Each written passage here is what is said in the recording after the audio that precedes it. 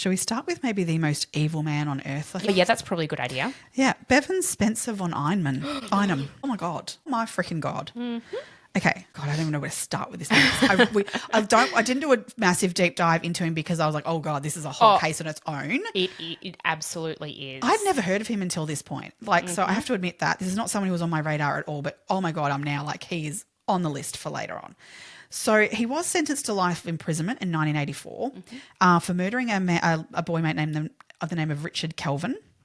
He was a teenage boy of a newsreader, actually, Rob Kelvin, in Adelaide. So he was, had a bit of notoriety, in that sense. But awful, absolutely awful. And what he did to poor Richard was horrific.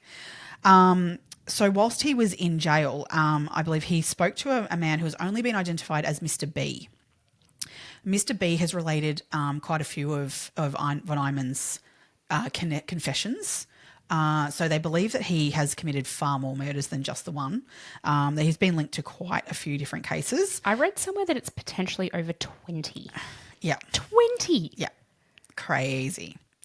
But in particular, he apparently claims to have been, according to Mr. B, he claimed to having taken the Beaumont children and conducting experiments on them.